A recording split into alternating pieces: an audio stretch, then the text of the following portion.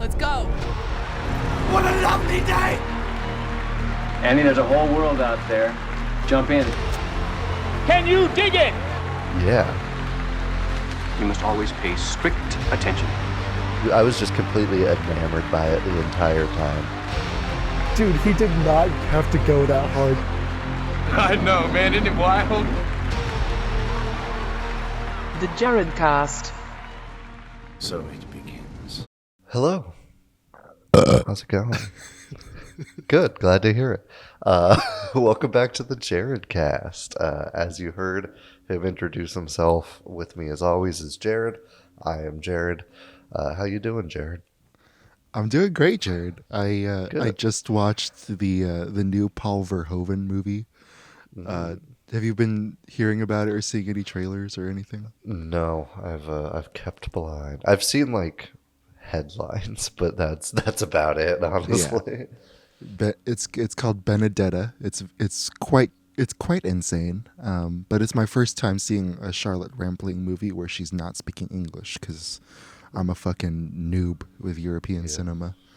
But she was excellent in the movie, and so was the rest of the cast. I don't know if it's like if I would rank it as high as everybody else is gonna rank it, but it's pretty great. Okay. Yeah. I've been on the lookout for top movies of the year, and Consequence released their list. Oh, okay. And it's kind of disappointing, honestly. Like, I don't know. I wasn't blown away by their list. Their number one was Zola, and I was like, it's good, but it's not like number one of the year material. I think number two was Green Knight, so maybe they just have a A24 affinity like the rest of us. Maybe. Should I watch Zola before I decide my top 10 list? Because I still haven't. Maybe. I could see it being like a number 9 or 10 for you, but yeah, I don't think it's going to be like dethroning some of your heavy hitters. Right. I'm mad because the Joachim von Trier movie isn't coming out in America until like February. Oh shit. Yeah, Damn. it's called Worst Person in the World, and the trailers look insane. Mm-hmm.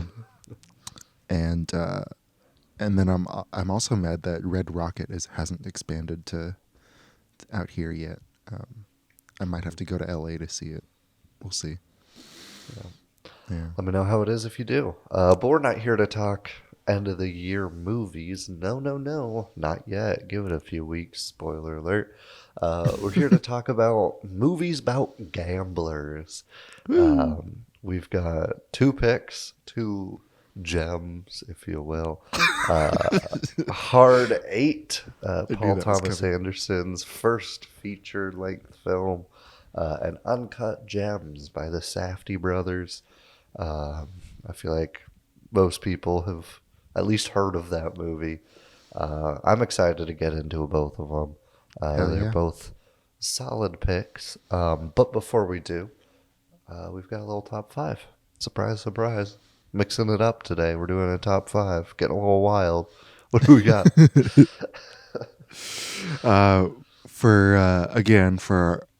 For the folks at home, we're doing some holiday top 5s this month, and so today I suggested top 5 snowy scenes, or top 5 scenes with just any snow in it at all. It's gonna be interesting. Hopefully, there's no overlap because there are some really iconic picks, but there are also some really like surprising picks. Hopefully for you guys. This is true. And should I? Do you want to start? I have zero preference. You could start. Okay. Picture yourself.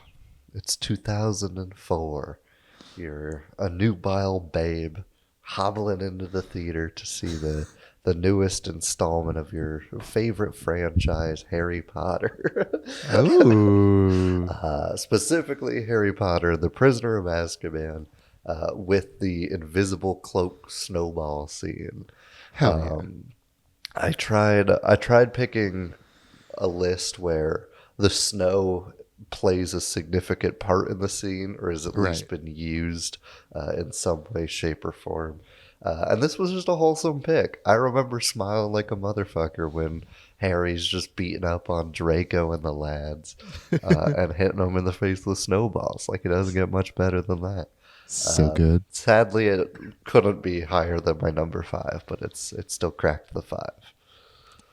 That's an excellent pick. I'm upset I didn't even think about Harry Potter because there's so many great snow scenes. There is.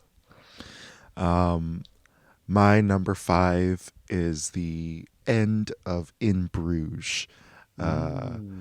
So if you don't want a spoiler alert, if you haven't seen this movie, go to this time code and we'll And if you're listening, skip ahead like 40 seconds ish. Oh yeah, sorry. Yeah, so I'll give myself 40 seconds. Yeah, there's lots of suspense. It's a darkly funny ending featuring a lot of character deaths. And the snow's fake, but it still plays a really awesome role in the thing. It plays into the holiday vibes of the movie. It plays into the dark comedy. The whole entire time they're talking about shooting a Christmas movie. They're talking about shooting a movie with a as they say in the film, a midget. And it all kind of goes full circle. This movie is a very dark morality play. And a very amazing comedy of just redemption and punishment and crime, and it's really, really interesting, and so that's why I did it. Yeah, it's a great scene. Also, I feel like you didn't really spoil much, but I'm glad. That's probably for the best.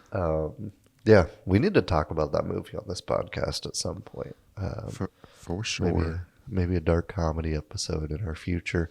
My number 4 is another children's movie. Another one just for the little youngins. Nice. A movie that features a scene where Jamie Foxx practices his shooting on a snowman. It's Django Unchained.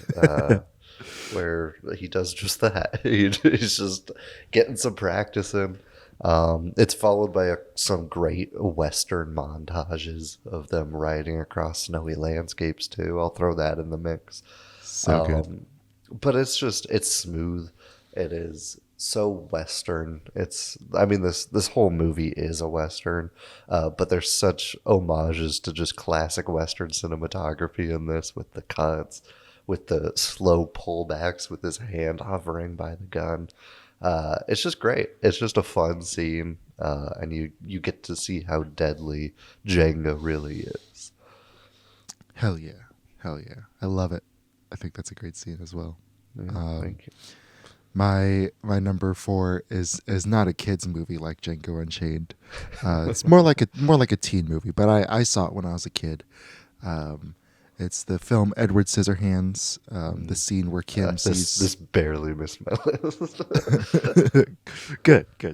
It's a scene where Kim sees snow for the first time, and because Edward's making an ice sculpture with his scissors, and it's a really beautiful scene. It's a really devastating scene. It directly feeds into the climax of the film and the kind of downfall of the town's rejection of Edward, and it's just really romantic.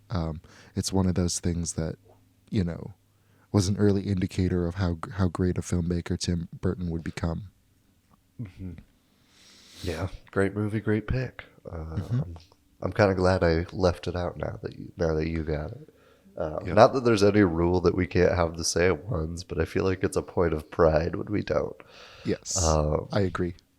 My number 3, you might have. I don't know. I feel like from here on out, my picks are pretty cliche. My number 3 is a movie we've talked about, and it's another ending. It's the Hedge maze in The Shining. Ooh. Talking suspense. The cinematography due to the snow is eerie. It's creepy. It feels like you're being stalked by a psychopath with an axe. And we already talked about how much I love the Hedge maze for just horror type reveals around the corner, and a lot of the times there isn't one, especially in this movie. But it's a fantastic scene, and it's a fantastic snow scene for that reason. I agree. The way he just disorients you is so beautiful. Mm-hmm. And I'm trying to find. Oh man, that's not the right episode. Hold on.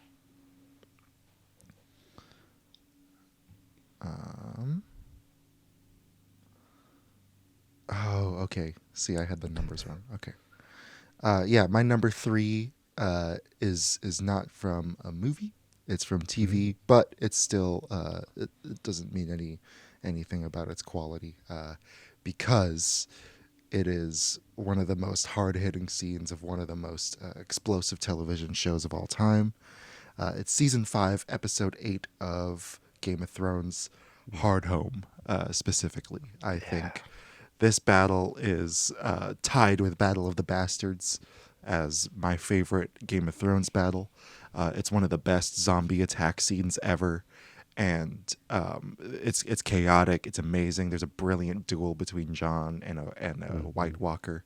He gets a nice little samurai shot of himself, and the end of this scene just really is what brings it onto the list, because all the storm clouds are gone, all the blizzard clouds, the blizzard winds are gone, and it's just total silence of all of just everything that they lost and everything that the enemy gained, and it's absolutely devastating. Yeah. Once you said television, I was like, fuck, I should have done Hard Home from Game of Thrones, because it just TVs for some reason slipped my mind, even though I use it constantly when I run out of ideas.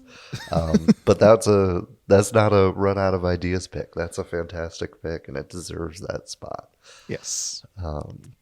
Also deserving this spot is the only time in the original Star Wars trilogy where somebody other than a Jedi uses a lightsaber. And I'm talking Han cutting open a tauntaun and shoving Luke inside like a fucking stuffing into a turkey. Yeah, it's a classic scene. It shows the harshness that snow can provide. And I feel like it's classic for a reason. You get quips, you get desperation, and you get assistance from a fantastic character.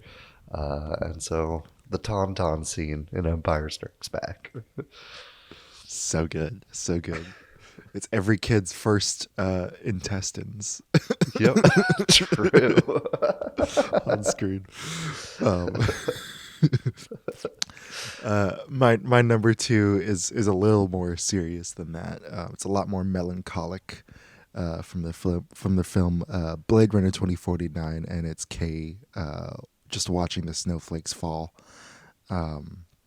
It's so beautiful. An absolute triumph by director Villeneuve, by cinematographer Deakins, and even Wallfish and Zimmer score the scene very, very beautifully.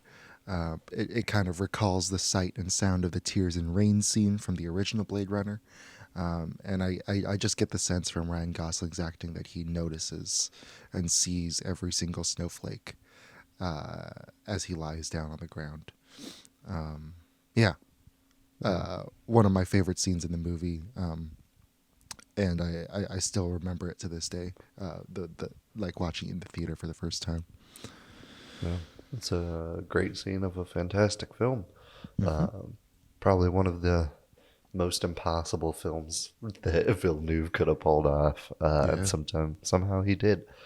My number 1 is a movie that I don't remember us ever talking about on this podcast, despite it being the most cliche film. Let's talk about this movie. And so I feel shitty bringing it up.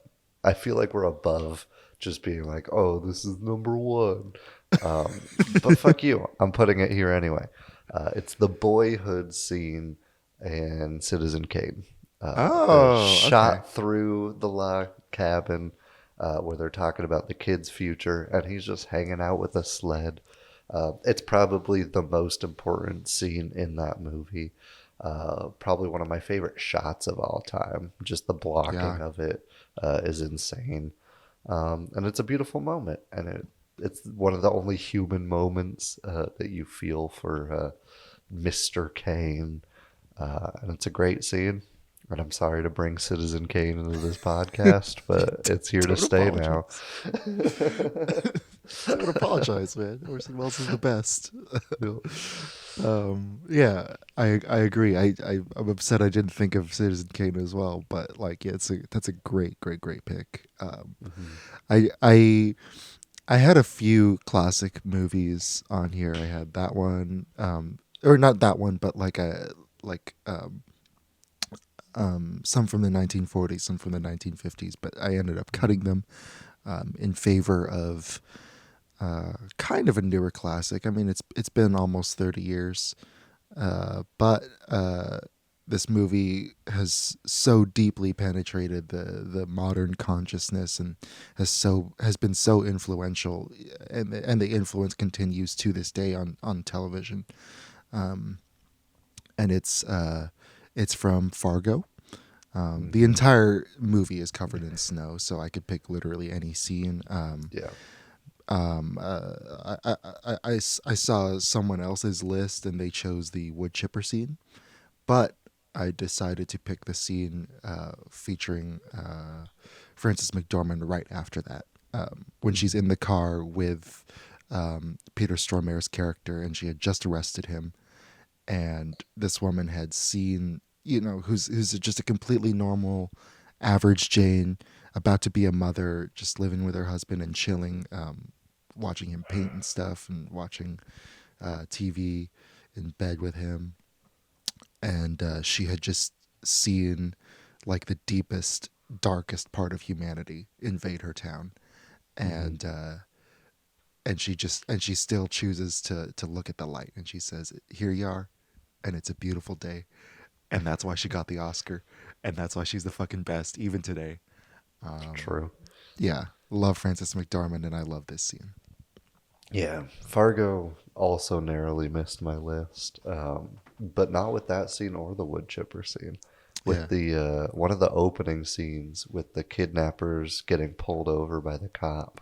Oh yeah, and then the witness who like drives by and they chase him down. Dude. Yeah, so many So great good. scenes in that movie. Amazing. Also, another classic that barely missed my list was Gold Rush with Charlie Chaplin, where he shovels snow onto the business next to the one he's shoveling, and he just keeps getting paid. Nice. It's great. But we're not here to talk about snow scenes, are we? Oh, did you want you had your finger up like you had more? I actually haven't seen Gold Rush. I definitely need to check that out. Yeah. Yeah, it's a good one. He wanted to be known for it, so he really put it all out there. Yeah. And he eats a shoe. But we're not here to talk about Charlie Chaplin eating a shoe. No way in hell we're doing that. We're talking gambler Part 8? movies. Yeah, no. I paused because I fucked up. What? I don't have any bad reviews. I totally just didn't. Oh no. So sorry. Do you want to pause the recording? You want to keep going? Oh, it's up to you. I could try to find one quickly if you want. We're already here. We might as well. All right. Just keep All right. going. Yeah. Different episode this time. It was a weird week for me, and I watched Hard 8 yesterday and Uncut Gems this morning. And so it was a very last minute thing, and I apologize to the audience and to you. But we're talking Hard 8. We're talking PTA debut film starring one Philip Baker Hall, Gwyneth Paltrow, a babyface John C. Reilly, and Sam Jackson as the leading four, and pretty much the only four named characters, although there is a fantastic Philip Seymour Hoffman cameo, I guess, in here too. Came out in 97, year of our Lord, with a budget of $3 million, even having to pull from the funds for Boogie Nights to come because he didn't have enough money to finish this. Wow. And it made $222,000 at the box office. And now PTA is one of the most celebrated directors of our time. Yeah. It follows Baker as Sidney, who befriends John C. Reilly, playing John, who falls in love with a prostitute, played by Gwyneth Paltrow. And it's more about fatherhood than gambling. Right. I hadn't seen this when I picked it. And it feels like a first film. I think that's where all of my gripes come from, and a lot of the pluses. It just feels like a first film. A lot of the dialogue is like, hey, I'm going to go do this now, kind of writing. For example, already starting the spoiler, go watch it if you want. We always do spoiler reviews, so if you don't know that, fuck you. We're gonna the reveal that Sidney killed John's real father is so just like half-assed in there. It's like, hey, I know that you killed his dad, and like it's not like I don't know. There's no real weight to it, and I think that that's where a lot of my gripes start and pretty much stop, because you get great performances from everybody in the cast.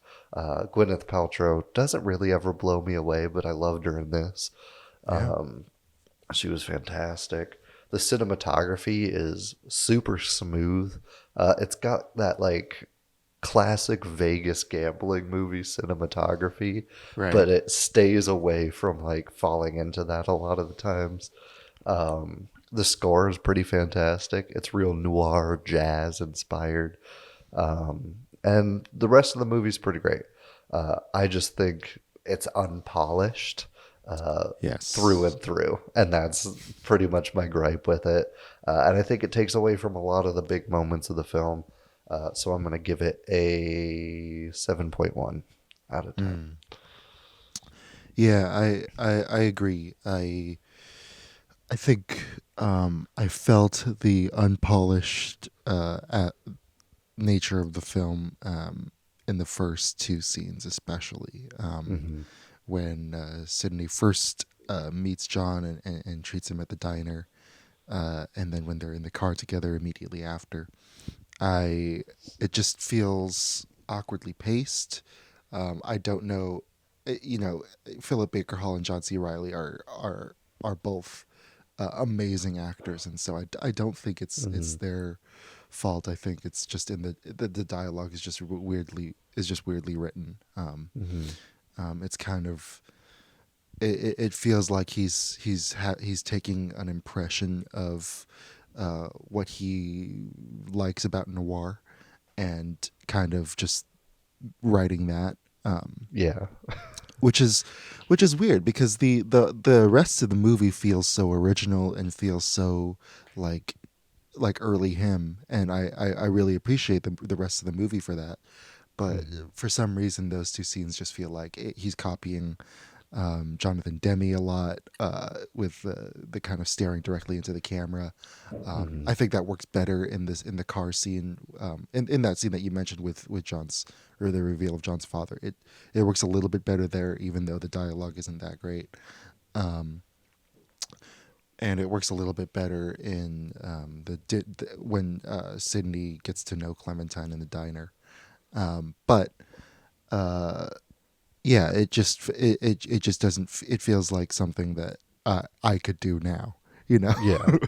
Like this is a compliment to you and a knock on PTA, but it felt like your thesis film at times.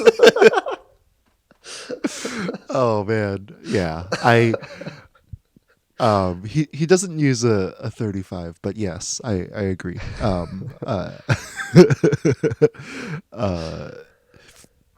He's definitely his whole career he's been chasing that demi close up. And he even said in an interview when he was talking about If Beale Street Could Talk with Barry Jenkins, because in the DGA they always do those fantastic pairings, and he was saying like, man, I'm so jealous of your close-ups in the beginning, and Barry Jenkins stopped the interview. He was like, wait, let everyone know, let the record show that Paul Thomas Anderson is jealous of my close-ups. And I thought that was such a wholesome moment. But I think he's I think a lot of his trademarks are in here. The melancholic score, the really kind of like the lack of fear to kind of just completely cut to a different scene in the middle of a monologue. I think is just amazing. And I think it's an early indicator of the greatness of Boogie Nights and the really and the tightness of Magnolia. But yeah, I would also probably give it a 7 something, maybe a flat 7.0, because it's a very good debut film. It's not. There's nothing that I can say about it that's like too bad, but there is some parts where I could tell like he's still kind of learning as a writer and director.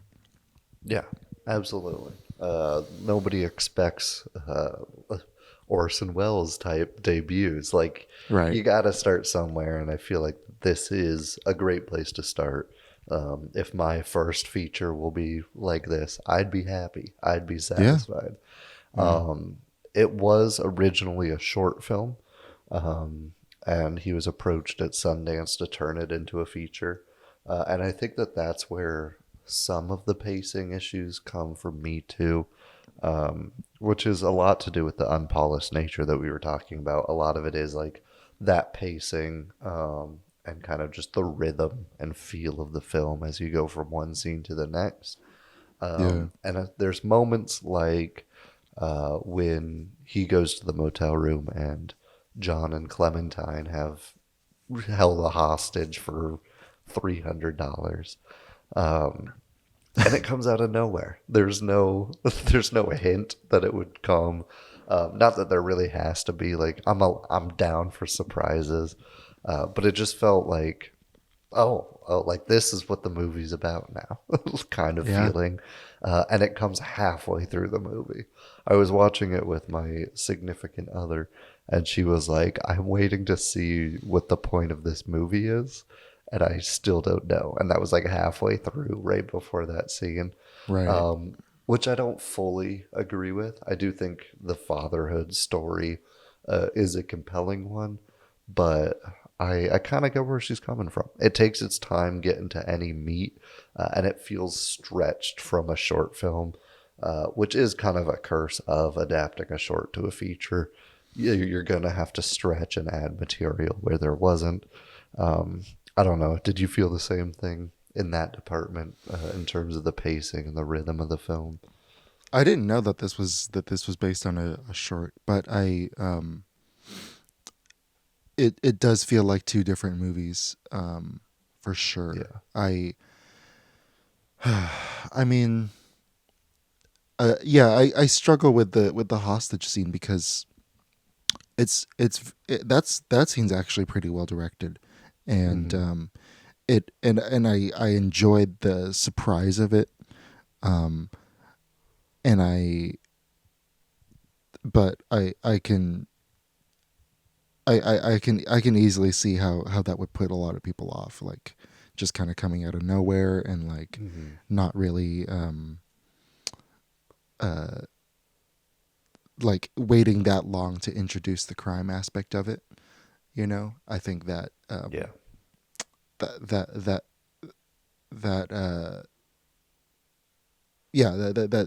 would not even though I didn't mind it, and even though like I kind of like movies that just kind of hang out for a bit, it was I agree, it was you know, it starts out as like kind of lost souls in the casinos, which I like those types of movies. I just watched The Card Counter earlier this year, and it's like that for pretty much the whole thing. And I appreciated that about this movie, but I was like, okay, this is a cool twist, but like, you know. Yeah, like it doesn't have the punch it needs. Right. And that's a lot of the film, honestly. I do think one thing he does get right, which is the meat of the film, is the relationship between Sydney and John. Yeah. You feel immediately a fatherly connection, and you get hints of why when Clementine is like, hey, do you have any kids of your own? And he's like, yeah, but I haven't seen them in like a decade or whatever he says. And so you get like, oh, he is obviously trying to be a father to John, because he knows he like fucked up on his kids. But when it's revealed, hey, he actually killed John's dad, so much previous material suddenly makes more sense, like why he thought it was so admirable that he was trying to gamble his way to funding his mother's funeral, and why after hearing that he's a full orphan now, he feels absolutely the need to do whatever he can to help this child, because he's partially responsible for that. And I think that they hit that, and they hit the relationship of those two characters very well. I think that is what makes the film good, and that's kind of what brings it to a 7 for me.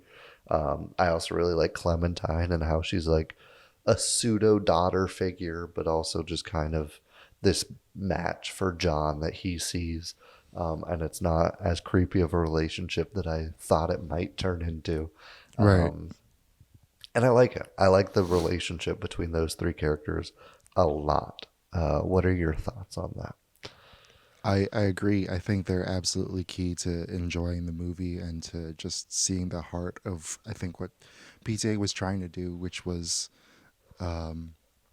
play with noir, play with gambling. I know he himself gambled back in the day, and just kind of give us a look into a world full of tragic degenerates. And you know, you see that in his very next movie. He's already kind of mastered it, and he also has an affinity for weird romance. Licorice Pizza came out earlier this year, or it's For it's about some of us. for New York, LA, and Austin. Sorry, but for it'll come out on Christmas, and a lot of people will be introduced to a very weird romance. But you still buy into it because I think he really loves these. I think Paul Thomas Anderson really genuinely loves these people who are very flawed, and he sees them for all their beauty and all their ugliness. The scene that comes to mind with Clementine and John is near the end when they're just driving down the road, and she gives him a kiss on the cheek. I just thought that's such a freaking, it's so simple, but it works so well, and they don't do any of that bullshit car lighting. It's just through the windshield, and I just absolutely love it. And then with Sydney and Clementine, I love their first conversation. I think it's so lovely, it's so wholesome. His kind of disdain for the guys that are hitting on her, and his seemingly genuine concern for her are really good. It's interesting that you mention the relationship between John and Sydney. I was suspicious of Sydney at first, because he this is how great of an actor Philip Baker Hall is. Like, I could kind of pick up, like, even though I was like kind of put off by the dialogue and the pacing of the dialogue, I could pick up that he had an agenda, and that he had something else up his sleeve. Whenever he was talking to John, like there was always the next thing. Like, it wasn't just, okay, here's money, go. or okay, here you're a stranger. I'm gonna give you this gift, and then I'm gonna bounce.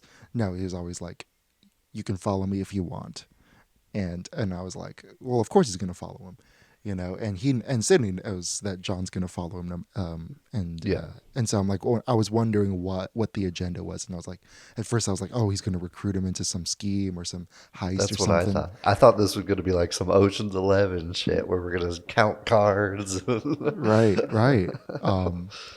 But it ended up being a lot more intimate than that, and a lot more human than that, and I really love that about this movie.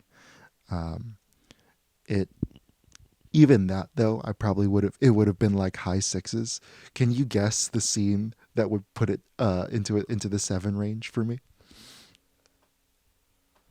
Oh, it's one scene that I was like, yeah, this is a fucking 7. It's so good. Was it the Seymour Hoffman scene? It was 100% that scene, because I did not know he was in this movie. So That's the only scene I had seen before picking this movie, was just that scene. So I was like, oh, it's about like shooting craps and shit.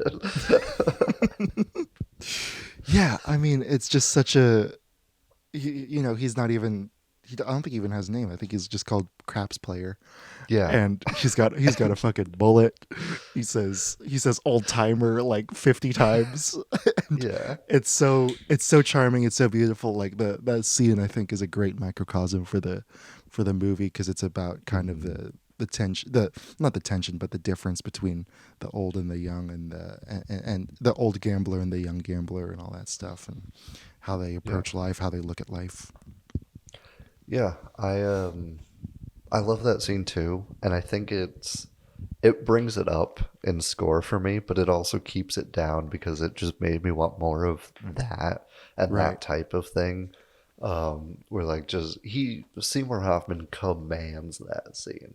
Like you can tell, like if this was the first time you saw Philip Seymour Hoffman, it was just that scene, you'd be like, this dude's going to be a legend. Like he takes control in such a cool way.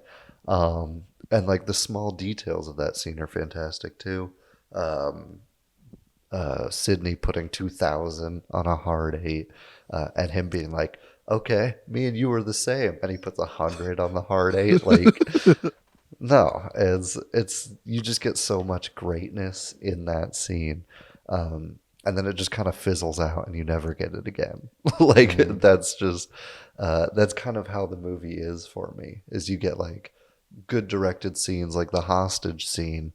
But before and after that scene, you're like, all right, like cool. Like, I'm glad they gave me that morsel. Right.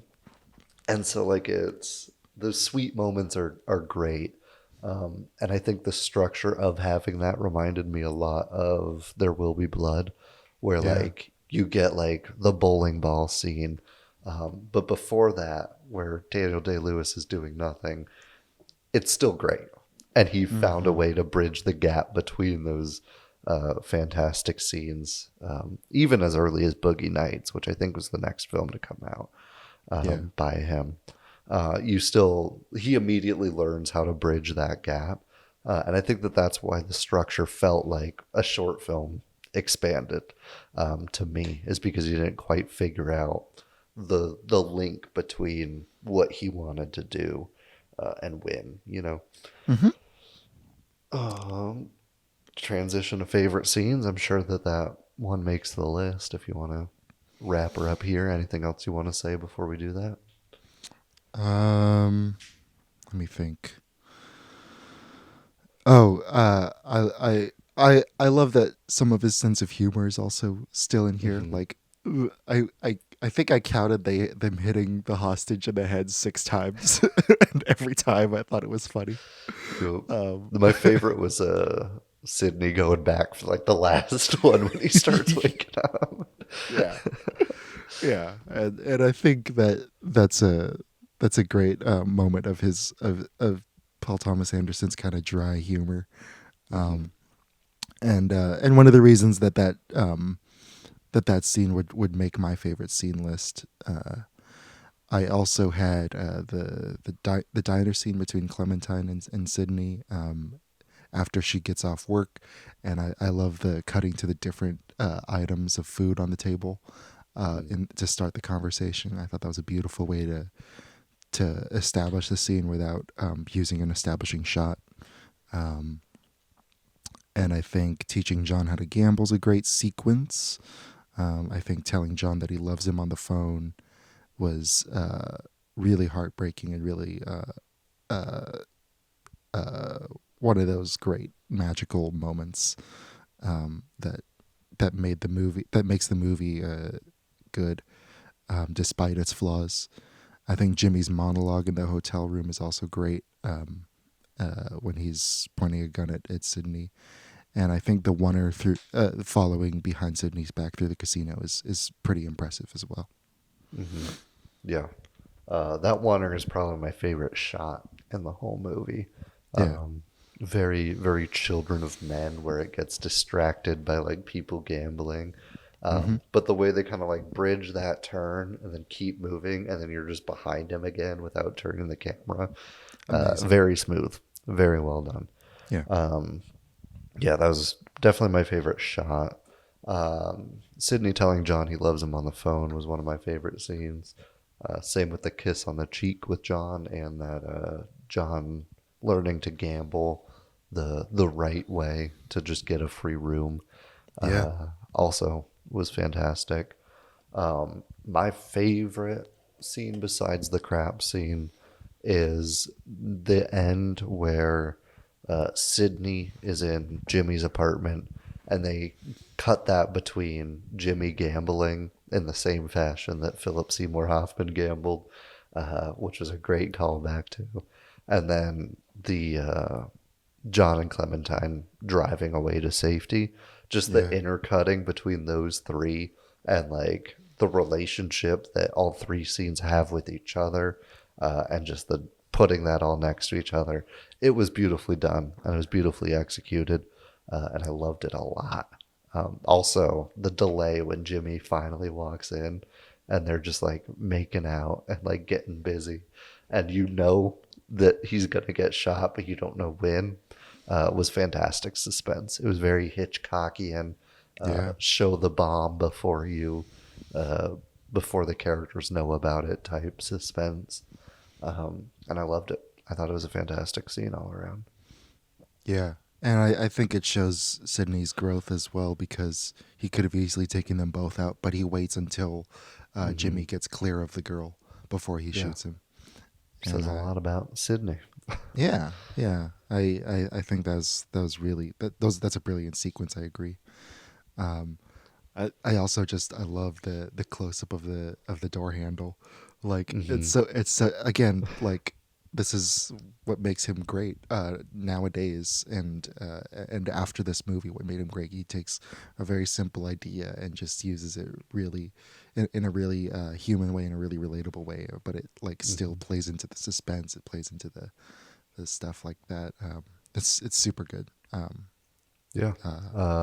If you want to watch it, I think it's still worth a watch, especially if you're a PTA fan. It is on Amazon Prime. Now I have, I guess technically 2, including Licorice Pizza left. But I've never seen Magnolia, and so that's the only one I'm missing now. I think Magnolia is on Netflix, but I kind of want to save that for when we have Saida over on the podcast. True. We'll see. We'll see if we can even schedule that with her, because I don't know what she's doing right now. Yeah. Cool. Give it a watch if you want. Yeah. Hard 8.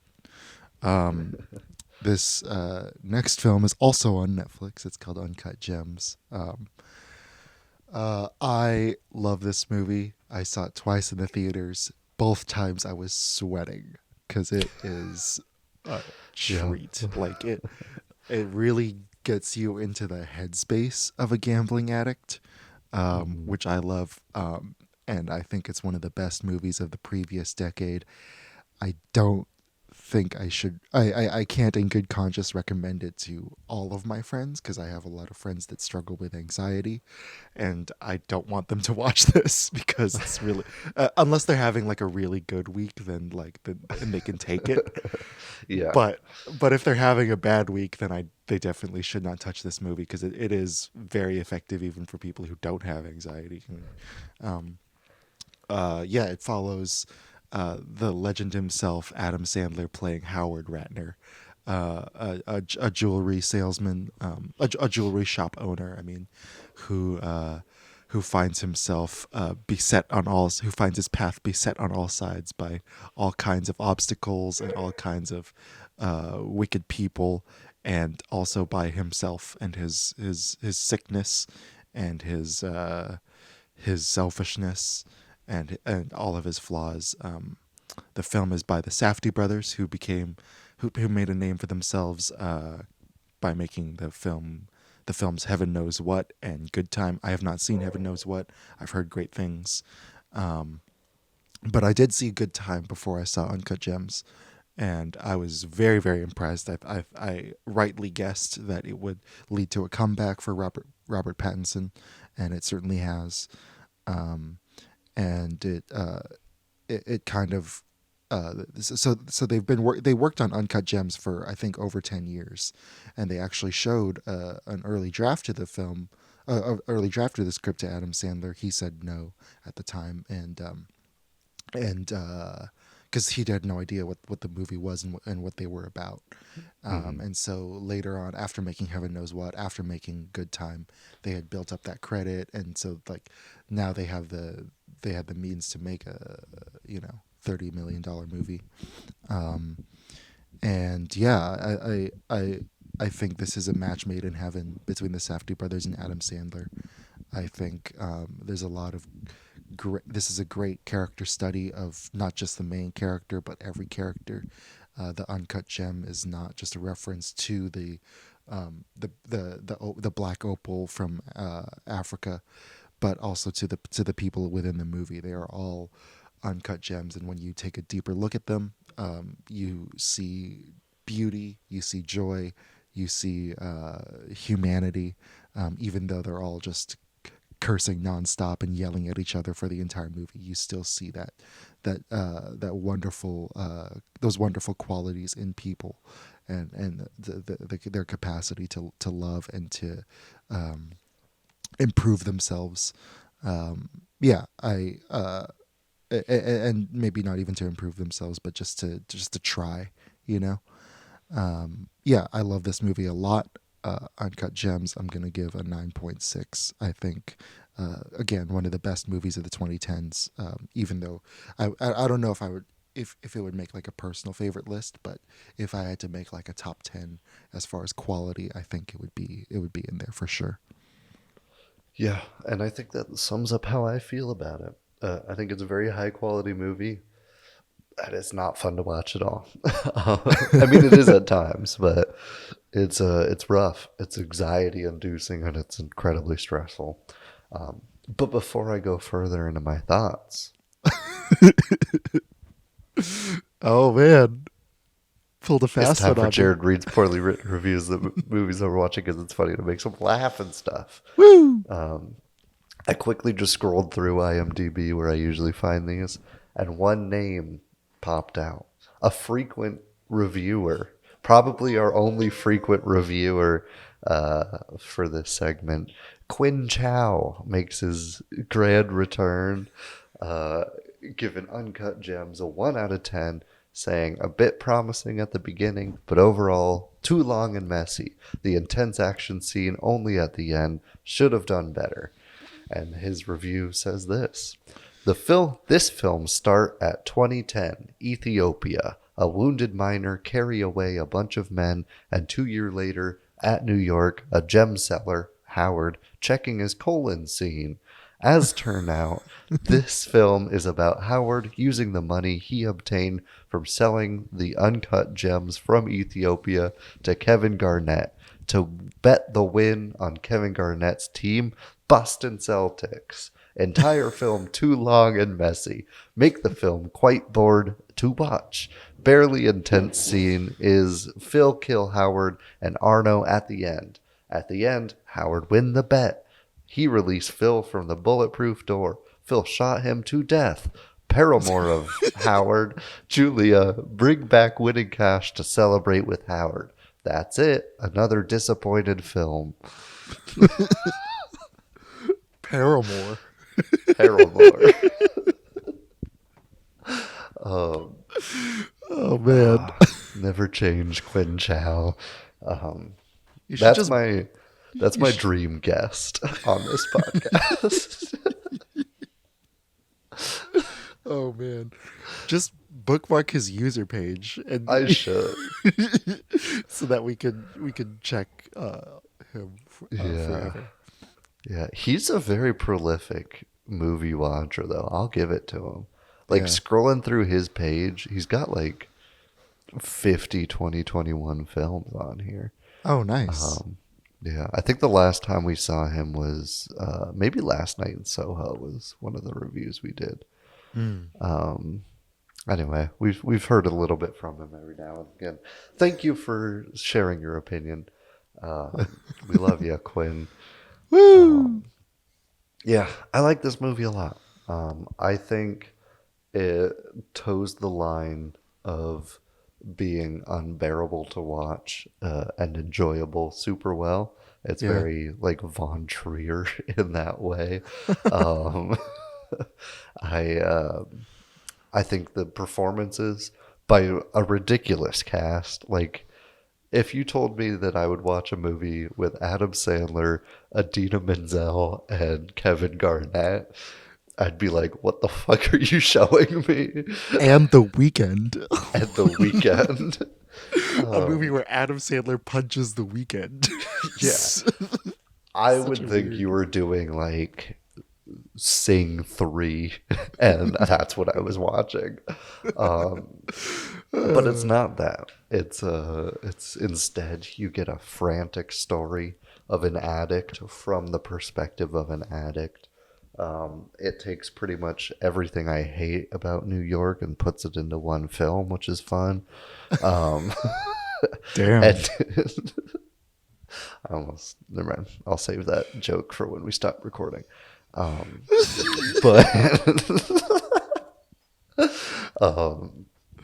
But it's a chaotic film, and I think it does a great job of putting you in characters' perspectives. It puts you in as desperate situations as the lead character, and I think it does that very well. I don't know if I like it quite as much as you or the general public, but I think it's a very high quality movie, and so I'll kind of mean those scores together for my personal enjoyment of the film and how much I appreciate the film for its technical prowess. And I'll just give it a solid 8.9. Yeah, I think that's fair. Because this movie knows what it is, and you got to take it or leave it. And if it's and that's one thing to admire about it. But also, like, yeah, if you leave it, I don't blame you, because it's I've shown this to I watched it with my brother first, and we both loved it. Or no, I watched it with my brother, and then he watched it separate, and then we both watched it with our parents. I think it was our like New Year's Day movie. Fun. Yeah. Celebrating. Or New Year's weekend, I don't know, but yeah, like they didn't like it at all. They were like, fair. "Oh, what the hell is the point of this? Like, this is so dark and like I hate this guy." And I don't blame them at all. Like, honestly, like this is a really harsh film, but I was very, very young when I watched a maybe equally frenetic movie, Mission Impossible 3. And so like I kind of like that style where like I don't know what's happening, but like I love the energy, and I love the loudness and the just like 5 different people talking about 5 different things at once. And I like that about that movie. I like this about this movie. I know they're not comparable. I know they're not based on each other. Uncut Gems is more based on a movie called more inspired by a movie called The Moment of Truth. which and by a movie called Close Up by Abbas Kiarostami. I don't own Close Up, but I have seen it. And I own The Moment of Truth, but I still have yet to see it. But yeah, both movies kind of use a cinema verite style where it feels handheld, and you're using a lot of long lenses and really almost impossible close-ups. But the movie somehow pulls it off. And the cinematographer Darius Kanji, I think, is a key to unlocking this movie's greatness. What do you think about the cinematography overall? I think it's good. I think it pairs well with the frenetic structure of it. And those close-ups are really the only moment to breathe is like when somebody's staring at the opal and you just get lost in it yourself. Those are the only time you really get to like sit back and rest for a goddamn second. And so I think the cinematography pairs perfectly well with the frenetic pacing and story and characters you find yourself with. Yeah. I also just really admire, like, it never looks like any lights are on, like any cinema lights are on. You know, it always looks like the world is kind of just like you're just in the world. And especially for a movie that with almost the entire thing is shot on like 100s or like 135s, like that's insane to do a movie like this with those lenses, and yet they still really pull it off, and it looks gorgeous, especially in the jewelry shop. I think the when he enters the nightclub and they're just using and the only light you can see is two Roman candles. Brilliant. I thought that was fucking genius. The black light scene was great. And I loved it a lot. The movie also features music from Daniel Lopatin, otherwise known as One O Tricks Point Never. Any notes you have about the score? It's cool. I like that it's also with the world that we're in. I mean, the score and the soundtrack are different, but the soundtrack is mostly rooted in the world because he's dealing with a lot of like R&B singers and rappers and like that kind of bling culture. And so you get a lot of that too, but then the score itself is like completely different. It's like it contrasts that world that he's in super well, but it pairs with him as a human well. And so it kind of bridges the gap between the environment and the character. And I appreciate it a lot for that. Yeah. I agree. I think, One O Tricks Point Never also did the score for a Good Time. And I definitely think that the use of synths and the use of like unconventional synth sounds lends to the not just the frenetic nature, but also like the kind of the loneliness and the melancholy of Howard's life. You know, the movie is mostly like really high tension scenes, but there are these really interesting transitions of when Howard is just left alone by his family, left alone by his co-workers, or left alone by his paramour, and the score just surges through the soundtrack and completely takes over, and I think it's absolutely lovely. You mentioned loving the cast. Who were some of your favorite characters, some of your favorite performances, some of your favorite actors? I mean, I'm a sucker for Adam Sandler killing it in a dramatic role. That in general is always nice to see. He's a talented dude, and when he gets to shine, that's nice. I thought he killed it. I thought for being a non-actor and somebody I didn't expect at all, Kevin Garnett did super well. I mean, he's playing himself, but like this version of him is a great one, and he absolutely killed it. Like, as far as athlete actors go, this is one of my favorite performances. Like, it's he does a great job with it. Lakeith Stanfield, always a treat to see, and this is no different. I think he's maybe my second favorite performance in this film. I think he absolutely kills it as well. He's the real deal. Yeah. Some of the performance I don't really like as well. I'll give equal credit to that. And I mean, like, Julia kills it, like Adina kills it. Everybody else I didn't mention, still fantastic, just not in the most surprising or my favorites. But one that I was kind of disappointed with is, I can't remember the dude's name, but the relative that he owes money to. Arno? Yeah.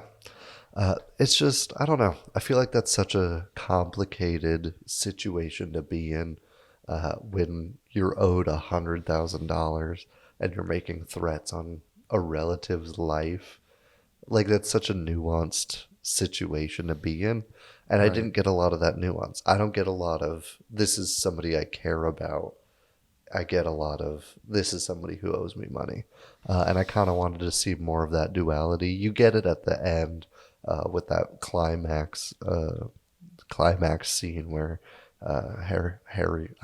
Howard dies. But besides that, I don't really get a lot of that internal kind of struggle from him. Right, but we're seeing Howard in the last phase of his relationship with everybody in the movie. And absolutely.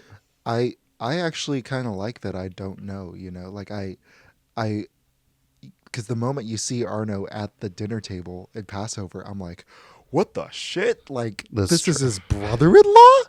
And like how, like I just think to myself, like, how far did Howard have to push this guy to get him to that spot?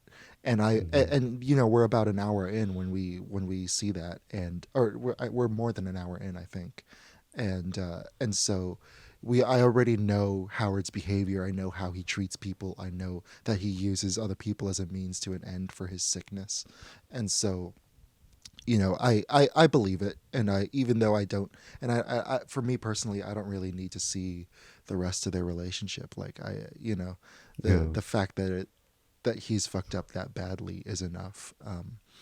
But I also don't see, like, the damage of the relation. Like, I don't see the damaged part of the relationship. I don't see a, like, oh, this son of a bitch used to be family from him either.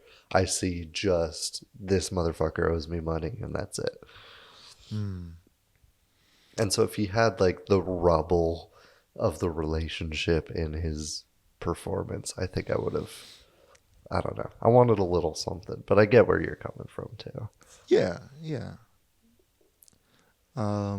There is that scene where he offers him a light when they're watching the game, but it's very small. Maybe one more scene, maybe like 2 more pages would have fulfilled that. Yeah, or like put them alone in a room together for once. Because it never, like, there's like, I think one scene where they're alone together and Howard's just trying to, like, prod him and be like, oh, you're not so tough without your dudes. Oh. And so, like, maybe just a scene with them together so Howard could try to manipulate that relationship to, like, get ahead, and he doesn't buy it at all or something. Like, just a little morsel of something. I feel it. Yeah. You mentioned Dimani by Lakeith Stanfield being your second favorite. Are there reasons why? Or yeah, I think he just plays the almost like Howard without the gambling addiction is essentially kind of who he is. He's a middleman who's getting manipulated a lot by Howard, and I think he plays it super well. Seeing him in non-comedic roles after being introduced out in Atlanta, everything else just seems like crazy different. And so I think that those expectations always are great for me. But he he has an agency in his performance that I like a lot. Where like when Howard gets knocked down, he's like, well, I'll just place another bet and like that'll get me out of this. He is like, I'm just gonna take care of business and like get shit done. But in a way that's not like as scummy as Howard. And so just seeing them play off each other helps a lot too. I love the dynamic between them and the relationship that comes out of it. And I just think he plays a foil, like a foil light to Howard pretty well. Yeah. There's a long period of time in the movie where like I'm kind of against Damani because he doesn't have the gem and he doesn't and he doesn't follow through with what he's saying. But then when KG does bring the gem back, there's this really amazing. It's one of my favorite shots in the movie where it's a super close up on.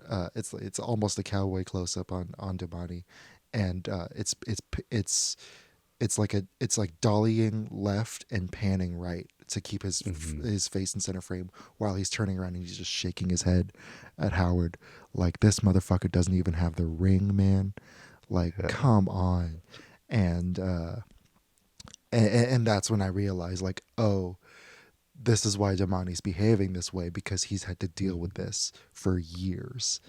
And so and his character immediately became more resonant with me. And so every this is my third watch, so both of the viewings, I was a lot more sympathetic towards him and his goals, because he's young, he's trying to make it in there. And you know, I agree that he's my second favorite performance in the film, after Adam Sandler.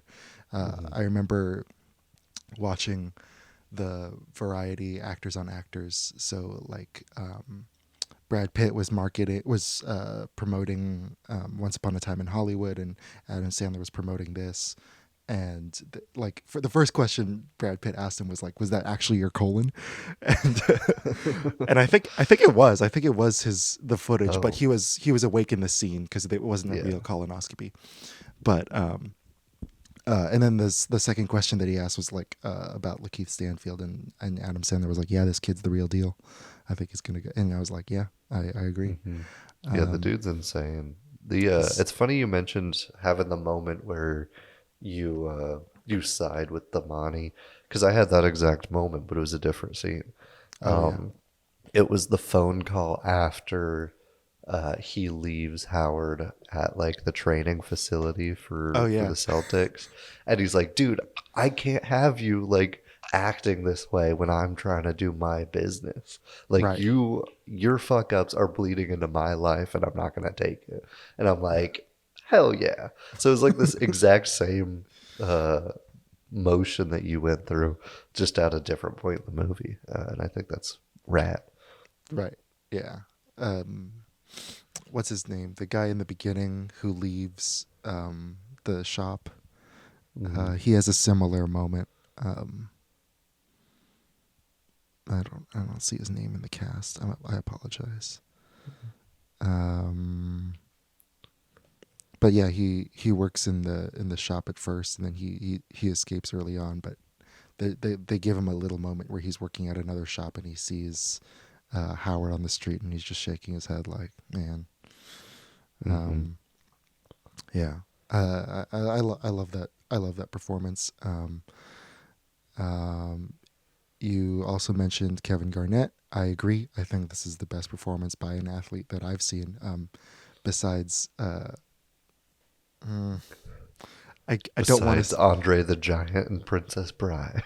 Oh shit! Okay, yeah. Andre the Giant, Princess Bride, Kevin Garnett, Uncut Gems, and I hesitate to say his name, but O.J. Simpson in The Naked Gun. Killer performance. Yes.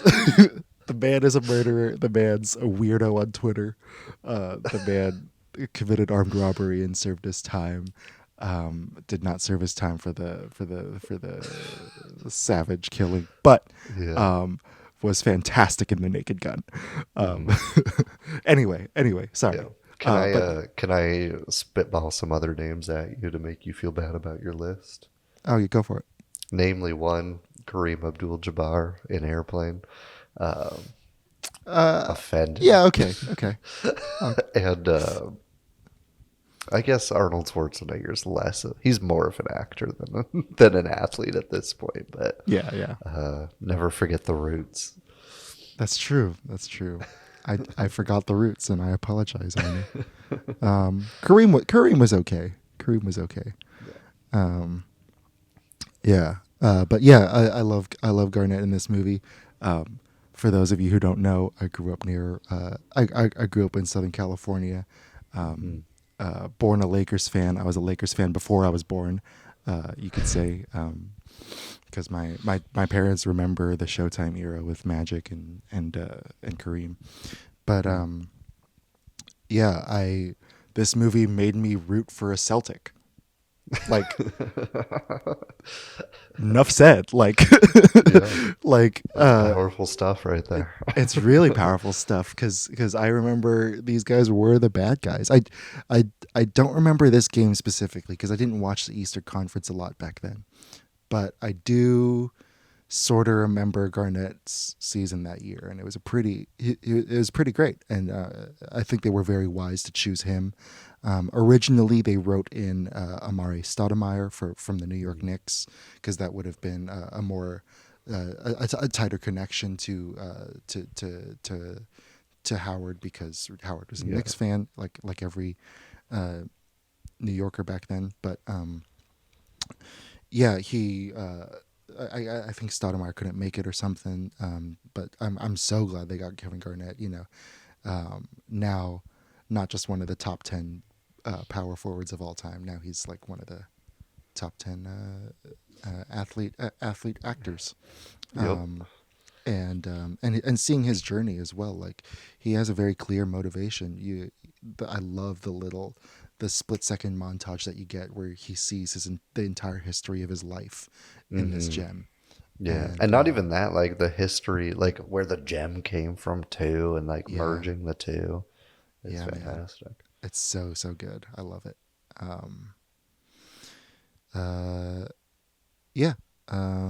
There's that.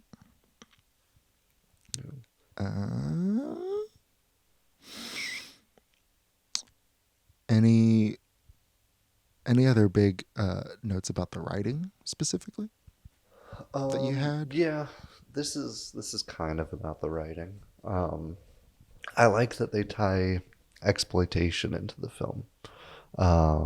It's like they do. Obviously, it's about the gambling addiction primarily, and how that affects and trickles down and just kind of bleeds into the roots of everybody else's lives. But starting the film in Ethiopia with them mining the opal, and then Kevin Garnett later tying that back. He's like, how much did you pay for this? Like, it's fucked up, not that you made me pay more, but that you didn't pay them enough, is fantastic. And that's all you need to remind the audience, hey, like, this whole industry is incredibly fucked up and exploitative. And so they don't need to like beat you over the head with it. They don't need to be like, hey, like people are dying, like fuck you. You need one powerful, memorable scene in the beginning, and then a callback that like carries the same weight at the end. And I think they executed it perfectly. Yeah, I agree. Same thing when so I forget who it is, but someone says like you can see the whole universe in this gem, and then at the very end when Howard dies, they zoom in on his bullet wound, and you see the entire gem and then the entire universe, and I think that was absolutely brilliant. What did you think about the ending? Because both times I watched it, everyone went, "Oh!" in the theater. Yeah, I like it. I think it's the necessary way to end it. Like, you can't have Adam Sandler win after everything he's put everybody through. Like, when the kid finds out that his dad has a mistress, like you can't have a character win after he brushes off a moment like that so easily, after he betrays his wife, his family, even his mistress, and everybody else he knows, works with, and loves. Yeah. You can't have that character win. And so I think that this is a great ending, a great comeuppance for him. But the fact that he does win the bet and he gets like that last rush before he dies is very fitting. Being a character that you like kind of root for. He's kind of an anti-hero protagonist in a way. And so you're like half rooting for him to succeed and get his shit together. And so the relief of him like hitting the bet and like winning, you feel that joy and it makes his death hit even harder. And so I love it. I think it's beautifully executed, honestly. Yeah, the way they tilt up to the ceiling and you can see the reflection of it. So oh my God, it's so good. Although with that tilt, you can see the cameraman kind of missed his mark at first and then adjusts, but that's just nitpicky. Yeah. I agree. And you're touching on something that I think is key with Uncut Gems, which is like the balance that they're able to strike between rooting for Howard and rooting against Howard. I think if this were played by anybody other than Adam Sandler, the entire thing falls apart because this is a really genius move by the Safdie brothers. They're building on not just Adam Sandler's natural charm, they're not just building on his natural talent and natural charisma and his experience as an actor who's been in the game for so long, but they're building on the audience's conscious conscious and subconscious love for Adam Sandler. You know, a lot of people have been shitting on his career, and a lot of critics have been giving him constantly bad scores for his movies as of late. And you know, they're like, he knows they're not cinematic masterpieces, but he's an artist who started from the freaking bottom, doing comedy clubs and stuff, singing weird songs in weird voices, and now he's an artist that gets to do whatever he wants. And I admire that about him, even though I don't really watch a lot of his new movies. Like, I still admire that about him as a performer. I admire that about him as a Hollywood presence, and that same charm that kind of, you know, lets you feel like in The Waterboy, or in The Wedding Singer, or in 50 First Dates. You know, you immediately catch onto him as an underdog, and even though he's not, even though he very clearly has the means to get to where he wants, you know, you're still kind of rooting for him because he's kind of like he's Adam Sandler, you know. Yeah. And yeah, I think that makes his the complex emotions around his death. I think that hits I think you hit the nail on the head with that. He's the key to Uncut Gems, and I'm glad they waited 8 years for him to say yes, because the movie is better because of that, and I think that also improves the writing. Like, Get Out took 8 years to write. Uncut Gems took 10 years to write. I think that difference is very clearly seen in the screenplay of both movies, and the amount of time that people put into screenplays, I think, matters. Yeah. If you were to cast anyone but Adam Sandler, who would be your next choice? Jeez, I don't even know. I'd have to think.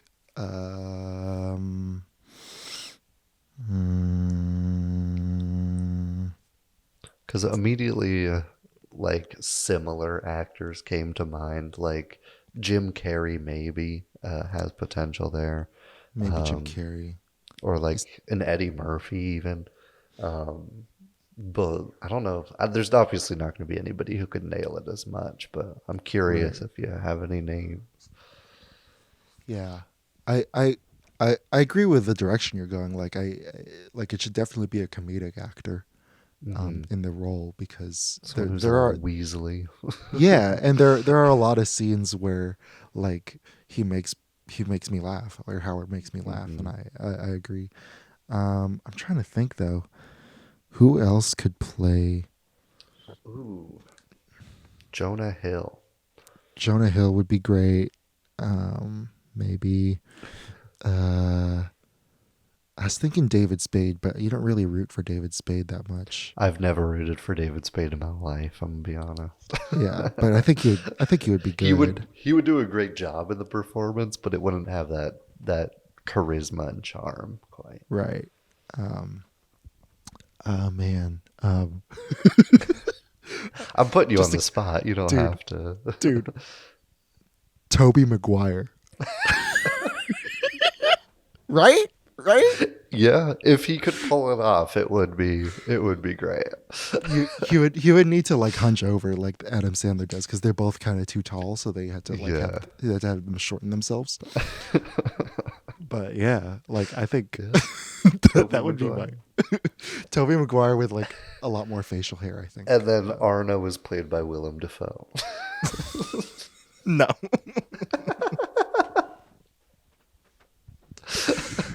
Oh man. Yeah, maybe Tobey Maguire in 10 years. Looking a little older. That would be my. If he still knows how to act. If he ever learned. Hey man. Hey. Watch your mouth. I'm sorry. This is a no Tobey Maguire slander podcast. My mistake. We stand Toby in this house. We do. You want to do favorite scenes? Or do you have more you want to chat about? Yeah, you mentioned one other thing, and then we can do favorite scenes. But here, the various romances in Howard's life, but both between the failed romance between his wife and the surprisingly successful romance with Julia. What did you think of both? And what did you get out of, like, what themes did you get from the movie out of both relationships? Yeah, I think both only work because the other exists, really. Mm-hmm. The failed marriage is the collateral damage of his personality and his addiction to gambling. And so feeling that throughout the film, just the weight of like knowing he has a wife and kids who resent him, basically, it adds a lot of punch to pretty much every scene. And then Julia and his relationship, I don't buy into until they cry together, and then I'm like, oh fuck, they like actually care about each other. Like, it's not some weird gold digging, sex fueled, like just making it work because I don't have a life situation. There's actually like a connection there. And I feel like rewatching it, there are more tinges of it, but the first time you watch, you're like, she's just some floozy. She's just trying to hook up with the weekend and shit. But really, she's like a nice couple for him. The tattoo's a bit much, but like they actually like pair pretty well together. That was one of the biggest laughs in the theater. It was like, he sees the tattoo. Why would you do that? I don't deserve it. Yeah. Which he doesn't. But yeah, so I think they both make the other a lot better, but they both have genuine like roots in Howie's character and just the world and the plot that it exists in, and so I think they're both very well executed. Adida Manziel kills it as kind of the bitchy over it wife. She absolutely destroys it. I did not think she would be good in this. I was like, I only know her from Frozen. Like, that's I only know her from Frozen and John Travolta calling her Adele Dazeem. That's the only thing I know her from. Right. And she absolutely destroys it. She knocks that shit out of the park. I agree. So major props to her and Julia. Julia kills it too. But yeah, I've already like put Adina Menzel on like actors I want to work with, because she took me completely off guard in this movie. I kind of grew up listening to the score of, or not the score, but the soundtrack of Wicked. So that's kind of how I knew her work, mostly as a singer. And it kind of sucks that that Hollywood doesn't use her as much as someone who in like non-singing roles, because this is absolutely brilliant. And hopefully this will lead to more roles, to similar roles like Dina Ratner. I think she is a perfect match to Howard's chaos, and just a super solid mother who's there for her kids, and who like I love the little side eye she and the daughter give each other when he goes like, I'm gonna go to the city, and they're like, oh, this bitch. I think that's brilliant. I love the scene where he like tries to get her to take him back, and she's just like, I hate you more than anyone else in the world. You are the most annoying person I have ever met. That's right. He's just like, he just takes it, he's like, okay. Okay. Because she even tells him that you're gonna try to pull something when the time comes. Like, you're gonna say at Passover, you are gonna say you want longer, and that's exactly what happens. Yeah, man, I love it. I freaking love it. And, but you know, she's not like just a hateful person either. Like, No. in the very last montage, like she is actually concerned for Howard's safety, and she is calling the cops, and so that what's his name, Phil and Nico are gonna get caught because of that. And yeah, like I love Julia Fox in this film. I think she's brilliant, because the story kind of starts off showing her as just like pretty face, good body, and that's it. And then like the title says, Uncut Gems, you got to peel back the dust, you got to peel back the rocks on the outside, and see the beauty in this person. And she really does. It's like she definitely cares more about Howard than he does to her, because he only says I love you when he wins. And she tells him that she loves him constantly, and she she flirted with The Weeknd, who at the time was an asshole, and plays that asshole side of himself very well, I think. And she flirted with him just to help Howard's business. And I think I agree, the tattoo scene's awesome. The scene when she's I love the entire sequence of her kind of trying to outsmart this world that's dominated by men, this gambling world, and trying to stay afloat and keep the money for herself, and get the money back to Howard. I think is absolutely brilliantly edited and brilliantly acted on her part. Total agreement. Favorite scenes? Yeah. Go for it. I do like the opening scene. I think it sets up something in the audience's head pretty well that should linger there. And it doesn't, but like subconsciously it sticks. And so it's cool that it's there. It reminds me of the Exorcist opening. Yeah, definitely. I was thinking There Will Be Blood, but I had PTA on the brain. The opening injuries of that movie. That I've got. I like how obnoxious he is in the training facility. I don't know why. Just seeing Adam Sandler be like pure Adam Sandler, not even really like Howard, but like just let Sandler be Sandler for a bit is fantastic. The same. The climax of the game with the people locked in the I don't know what you would call it, like the airlock, basically. Yeah. The bulletproof chamber. It's very suspenseful, and it's one of the more fun parts of the movie. Is just like you're there, you're like, well, let's just hope this hits, and we'll deal with everything later. Yeah. That's great. And then the suspense of Julia doing the drop off and pickups at the casino is fantastic. And then last, all of Passover. I like the family dynamic and just the tensions that arise from it. Yeah, I agree. It's also great seeing Judd Hirsch. I love that actor as well. Mm-hmm. So it's good to see that he's still killing it as a character actor. Yeah. I don't know if you ever watched the show Numbers. No, my parents did though. That intro title sequence is burned into my brain. Yeah, dude.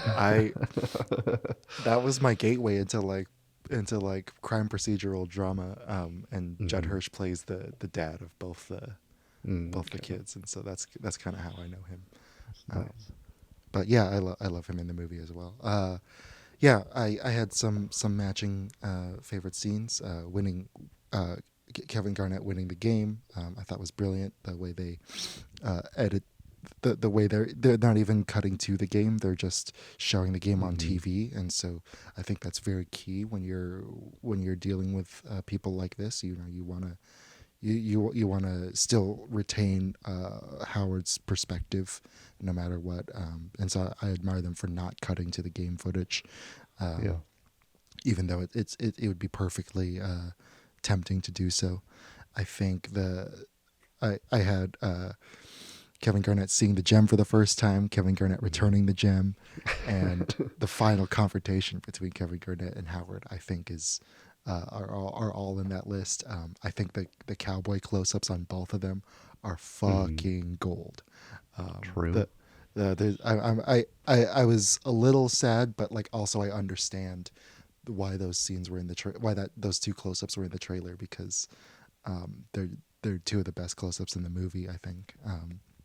And Howard going, "This is me. This is how I win." And yet they cut to KG and immediately he understands. And it's so freaking good. I love it. And KG quotes that conversation in his post-game interview too, which is cool. Yeah. He's like, "It's time for them to shut up. It's time to silence people." It's cool. Yeah. They I think every scene inside the gem is really beautiful CGI work, really beautiful camera movements, beautiful music by One No Tricks Point Never, and one more, but I can't read. Oh, there it is. Okay, so the entire nightclub sequence, I think, is just perfect cinema. When the black lights go on, with the Roman candles in the beginning, they kind of zoom out when Howard's on the phone and you're doing all that, and then the fight with the Weeknd was so much fun. I also really like Julia walking back past the club. Yeah, and like so her good. thinking of a comeback way too late and shit. Like it's just perfectly like directed. I love it. And yeah, I had the Passover scene as well. The reveal that Arno is family is gold. Yeah, top notch. Yeah. Cool. Any other notes about Uncut Gems? No, sir. Excellent. If you're a collector, I recommend you pick up the 4K version of Uncut Gems, which was just released by Criterion Collection, featuring a lot of special features. I have not bought that yet, because I'm trying to make it through the Criterions that I still have not seen that I already bought. But I will get it eventually. And then also, if you want to just watch it again and put yourself through it, it's on Netflix. Highly recommend you guys take a deeper dive into it. Yeah, thanks for making me rewatch it. This was my second watch, and I feel like I probably wouldn't have pulled the trigger for like another few years of rewatching it. Right. And so it's nice to get kind of one when it's still somewhat fresh, you know. Hell yeah. Cool. Alrighty, audience. Those were our Gambler movies. Those were our top 5 snowy scenes. We love you. Goodbye. Bye.